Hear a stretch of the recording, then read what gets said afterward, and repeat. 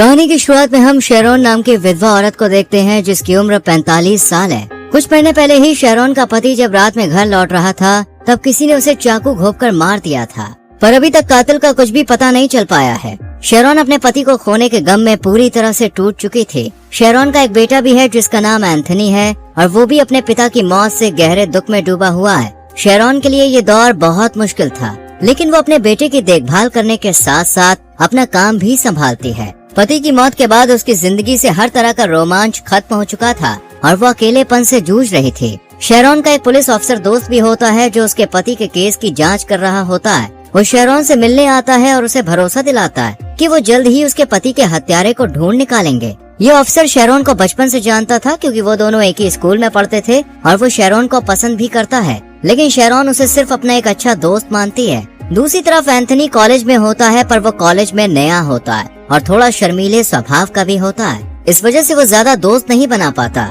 Anthony को एक लड़का परेशान करता है। तभी डायलन नाम का एक लड़का वहाँ पे आता है जिसकी उम्र 19 साल होती है और उसे देखकर वो लड़का वहाँ से चला जाता है। डायलन दिखने में आकर्षक और स्मार्ट होता है और उसकी करिश्माई पर्सनालिटी की वजह से लोग उसकी तरफ जल्दी आकर्षित हो जाते हैं और वो कॉलेज में काफी फेमस है। वहीं एंथनी कॉलेज में एक लड़की को देख रहा होता है जिसे वो काफी पहले से पसंद करता है, लेकिन कभी हिम्मत नहीं जुटा पाया कि उससे बात कर सके। डायलन ये बात नोटिस करता है और उस लड़की के पास जाकर उससे बात करता है। फिर वो उस लड़की को एंथनी से मिलवाता है। एंथनी को उस लड़की से बात करके अच्छा लगता है। कुछ देर के बाद जब एंथनी लॉकर रूम में होता है तभी डायलन वहाँ आता है। एंथनी उससे पूछता है कि तुम मेरी इतनी मदद क्यों कर रहे हो। इस पर डायलन जवाब देता है कि मुझे पता चला है कि तुम्हारे पिता इस दुनिया में नहीं है। मुझे पता है कि बिना पिता के रहना कितना मुश्किल होता है, क्योंकि मेरे पिता ने खुद को खत्म कर लिया था। अब मैं अपने अंकल के साथ रहता हूँ, इसलिए मैं तुम्हारा दर्द समझ सकता हूँ। धीरे धीरे दोनों अच्छे दोस्त बन जाते हैं। एक दिन एंथनी डायलन की गाड़ी में बैठकर उसे अपने घर लेकर आता है। एंथनी अपनी माँ से डायलन को मिलवाता है। शेरोन को डायलन अजीब नजरों से देखता है, जिसे शेरोन भी महसूस करती है। तभी एंथनी अपनी माँ से कहता है कि मैंने अपने घर पर पूल पार्टी रखी है जहाँ मेरे कई क्लासमेट्स आने वाले हैं। रात में एंथनी के घर पर उसके क्लासमेट्स पूल में मस्ती कर रहे होते हैं, जहाँ डायलन भी मौजूद होता है। वो लड़की जिसे एंथनी पसंद करता था वो भी वहीं आई होती है। एंथनी और वो लड़की आपस में बात करने लगते हैं। वहीं शेरोन अपने पति की मौत के बाद पहली बार अपने बेटे को खुश देखकर अच्छा महसूस करती है, लेकिन डायलन उस पर अजीब नजरें डाल रहा होता है जिसका उसे बिल्कुल भी अंदाजा नहीं था।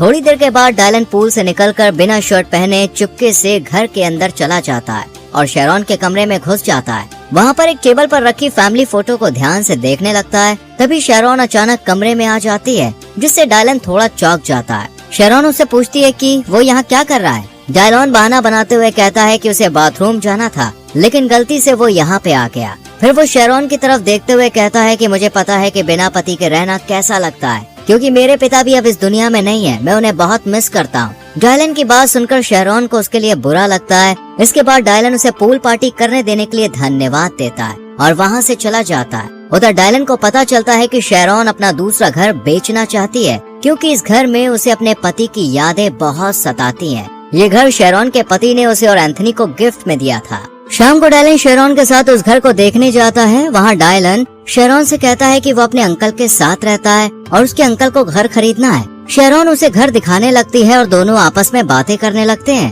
बातों ही बातों में शेरोन डायलन की ओर आकर्षित होने लगती है और डायलन भी ये बात नोटिस करता है। इधर डायलन एंथनी को उस लड़की का नंबर भी दिलवा देता है जिसे वो बेहद पसंद करता था। एंथनी को लगने लगता है कि उसे एक सच्चा दोस्त मिल गया है। अब डायलन का एंथनी के घर आना जाना बढ़ जाता है और शेरोन भी उसके आने से खुश रहती है। अगले दिन जब शेरोन अपने ऑफिस में होती है तो उसके पास एक मेल आता है जिसमें उसके पुराने अफेयर की जानकारी होती है। इसे देखकर शेरोन घबरा जाती है। वो तुरंत अपने ऑफिस सेक्रेटरी को इस बारे में बताती है। उसकी सेक्रेटरी उसे सलाह देती है कि वो इस बारे में अपने पुलिस ऑफिसर दोस्त को बताए, क्योंकि ऐसे मेल उसे पिछले कुछ महीनों से मिल रहे हैं। लेकिन शेरोन नहीं चाहती कि किसी को भी उसके पुराने अफेयर के बारे में पता चले, इसलिए वो अपने अफसर दोस्त को कुछ भी नहीं बताती है। इधर कॉलेज में डायलन एंथनी से कहता है कि उसे उस लड़की के साथ डेट पर जाना चाहिए। एंथनी हिम्मत करके उस लड़की को रात के डिनर के लिए पूछता है और वो मान जाती है। रात में डायलन अपनी कार से उस लड़की को लेकर एंथनी के घर आता है। डायलन कार से बाहर निकल जाता है और एंथनी कार में बैठकर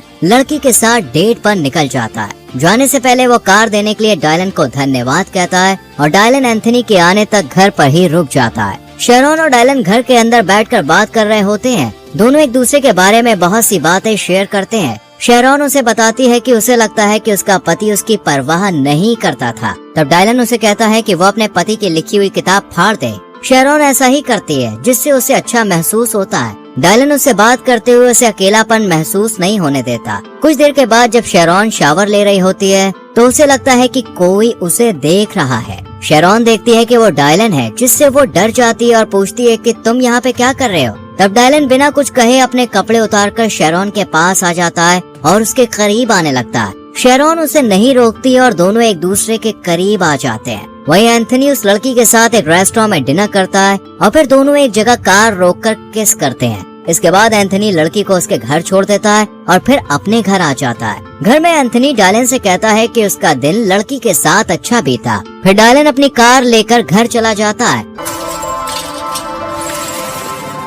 डायलन का घर छोटा होता है और उसका लाइफस्टाइल बस एक दिखावा होता है। वो गाड़ी भी उधार मांग कर लाता है। यहाँ पे पता चलता है कि डायलन ही शेरॉन को वो मेल और लेटर भेजा करता था। उसका एंथनी का दोस्त बनना भी उसके किसी बड़े प्लान का हिस्सा था, जिसका वो बहुत समय से इंतजार कर रहा था। अगले दिन कॉलेज में वही लड़का लड़की को तंग करता है और कहता है कि तुम एंथनी को डेट कर रही हो। इस पर लड़की कोई जवाब नहीं देती। तब वो लड़का कहता है कि एंथनी का दोस्त डायलन अच्छा लड़का नहीं है। अगर तुम्हें भरोसा नहीं है तो तुम उसके ऑफिस में रखी फाइल को चेक कर सकती हो। वहीं शेरॉन अपने घर पर होती है, तभी उसके पास डायलन का मैसेज आता है, जिसमें लिखा होता है कि वो फिर से उसका दूसरा घर देखना चाहता है। रात में शेरॉन अपने दूसरे घर में जाती है, जहां डायलन उसका इंतजार कर रहा होता है। डायलन शेरॉन के पास आता है और दोनों एक दूसरे को किस करने लगते हैं। तभी हम देखते हैं कि एक कार थोड़ी दूर पर रुकती है और उसके अंदर से कोई उनकी वीडियो बनाने लगता है। वहीं डायलन और शेरॉन किस करते हुए कमरे में चले जाते हैं और करीब आ जाते हैं। अगले दिन वो लड़की कॉलेज में एंथनी के पास आती है और उसे एक वीडियो दिखाती है, जिसमें उसकी माँ और डायलन किस कर रहे होते हैं। यानी कल रात उसी ने कार के अंदर से वीडियो बनाया था। वो एंथनी से कहती है कि मैंने उस लड़के की बात मानकर ऑफिस में चुपके से डायलन की फाइल देखी। तब मुझे पता चला कि वो 21 साल का है और काफी पहले ही पढ़ाई छोड़ चुका है। फिर वो लड़की बताती है कि उसने कल रात मुझे तुम्हारे दूसरे घर पर बुलाया था, जहां मैंने तुम्हारी माँ को उसके साथ देखा, लेकिन उसने मुझे जानबूझकर बुलाया था ताकि मैं उन्हें साथ देख सकूं। फिर वो लड़की एंथनी से पूछती है, क्या उस लड़के ने डायलन को सही में चाकू मारा था? ये सुनकर एंथनी चुपचाप वहाँ से चला जाता है और वो लड़की भी जाने लगती है। लेकिन तभी डायलन उसके पास आता है और उसका फोन छीन लेता है। फिर वो शेरॉन और अपने किस वाला वीडियो अपने फोन में ले लेता है। लड़की गुस्से में अपना फोन लेकर जाने लगती है, पर डायलन उसके पीछे जाता है। उधर शेरॉन अपनी असिस्टेंट के साथ घर पर होती है, तभी उसे पता चलता है कि किसी ने उसका और डायलन का किस वाला वीडियो ऑनलाइन अपलोड कर दिया है। ये देखकर शेरॉन परेशान हो जाती है। तभी घर की डोरबेल बजती है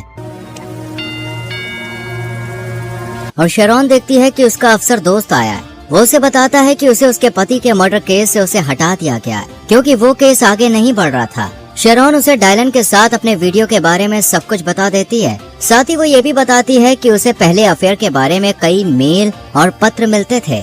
शेरॉन की बात सुनकर ऑफिसर को बहुत बुरा लगता है। वो कहता है कि अगर तुमने मुझे पहले ये सब बताया होता तो शायद मैं केस सुलझा सकता था। ऑफिसर को ये जान के भी बुरा लगता है कि वो डायलन के साथ ये सब कर रही है, क्योंकि वो उससे बहुत प्यार करता है। शेरॉन उससे माफी मांगती है, लेकिन गुस्से में वो वहाँ से चला जाता है। एंथनी घर में अकेला होता है, तभी उसके पास उस लड़की का एक मैसेज आता है और वो उसे डायलन के घर बुलाती है। एंथनी साइकिल लेकर निकल पड़ता है और डायलन के घर पहुंचकर आवाज देने लगता है, लेकिन घर बंद होता है। तभी पीछे से डायलन आता है और एंथनी पर हमला करके उसे बेहोश कर देता है। दरअसल डायलन ने उस लड़की के फोन से एंथनी को मैसेज किया था। फिर वो उसी फोन से शेरॉन को भी मैसेज भेजता है और लिखता है कि आज रात एंथनी उसके घर में रुकेगा। कुछ देर बाद शेरॉन के पास एक मेल आता है जो उसी अकाउंट से भेजा गया था, जिससे पहले भी मेल आते थे। मेल में शेरॉन को उसके दूसरे घर पर मिलने के लिए बुलाया जाता है। शेरॉन ये बात अपने ऑफिसर दोस्त को भी बता देती है और गाड़ी लेकर रात में दूसरे घर पहुंचती है।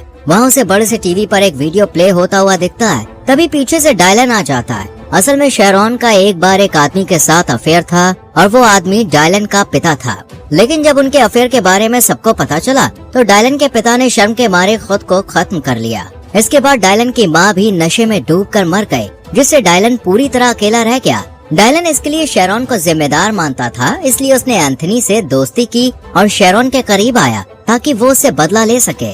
इसके बाद डायलन चाकू निकालता है और बताता है कि इसी चाकू से मैंने तुम्हारे पति को मारा था और ये वही चाकू है जिससे मेरे पिता ने खुद को खत्म किया था।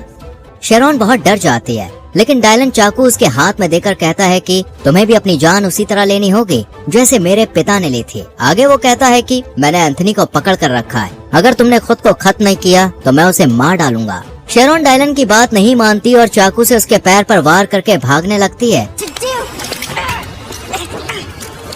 तभी ऑफिसर दोस्त वहाँ पहुँच जाता है। शेरॉन उसे सारी सच्चाई बता देती है। वो गन लेकर डायलन को ढूंढने लगता है, लेकिन डायलन वहाँ से भाग चुका होता है। अब शेरॉन और ऑफिसर दोस्त एंथनी को ढूंढने के लिए डायलन के घर जाते हैं, लेकिन वहाँ पे कोई भी नहीं मिलता। फिर वो पास के जंगल में उसकी तलाश करने लगते हैं। उसी जंगल में एंथनी और वो लड़की पेड़ से बंधे होते हैं। दोनों कड़ी मशक्कत के बाद रस्सी घसीट कर खोल देते हैं। इसी बीच शेरॉन और अफसर भी जंगल में आगे बढ़ते रहते हैं, पर अफसर थक कर रुक जाता है। लेकिन पीछे से अचानक डायलन आता है और चाकू से उस पर हमला कर देता है, जिससे वो घायल होकर नीचे गिर जाता है। डायलन उसे गन लेकर शेरॉन के पास जाकर उस पर गन तान देता है। तभी एंथनी बीच में आ जाता है। डायलन गुस्से में कहता है कि हट जाओ, तुम्हारी माँ ही मेरे पिता की मौत की जिम्मेदार है। तभी लड़की पीछे से डायलन पर हमला कर देती है। अब सभी डायलन से लड़ने लगते हैं। शेरॉन डायलन के सिर पर गन से मारकर उसे बेहोश कर देती है। वो उसे शूट करने ही वाली होती है, लेकिन एंथनी उसे रोक लेता है और कहता है कि इसे सजा कानून देगा।